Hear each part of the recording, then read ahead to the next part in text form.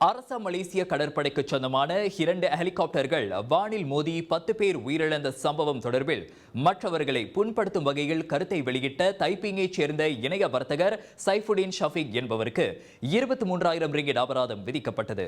தனக்கு எதிரான குற்றச்சாட்டை 35 வயதுடைய சைஃபுடின் ஷஃபீக் ஒப்புக்கொண்டதை தொடர்ந்து தைப்பிங் செஷன்ஸ் நீதிமன்றத்தைச் சேர்ந்த நீதிபதி நபிஷா இப்ராஹிம் இந்த அபராதத்தை விதித்தார்.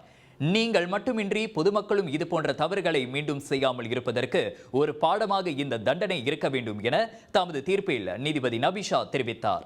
சமூக வலைதளங்களை மிகவும் கவனமாக பயன்படுத்த வேண்டும் என அவர் கேட்டுக்கொண்டார்.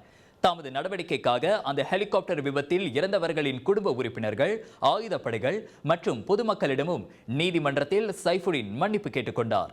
எனது கருத்துக்களை வெளியிட்ட பின் எனது தவறை நான் உணர்ந்து கொண்டேன். இது போன்ற தவறுகளை இனி தாம் செய்யப்போவதில்லை என அவர் தெரிவித்தார். 1998 ஆண்டின் தொடர்பு மற்றும் பல்லுலக சட்டத்தின் 233வது விதியின் உட்பிரிவு 1A(2) கீழ் சைஃபுடின் மீது குற்றஞ்சாட்டப்பட்டது. இம்மாதம் 23ஆம் தேதி பிற்பகல் மணி 1:15 அளவில் கெடோங் சாரி ஜலான் ஹார்மோனி புசாட் பண்டார் பாகான் சிராயில் அவர் இக்குற்றத்தை புரிந்ததாக குற்றஞ்சாட்டப்பட்டார்.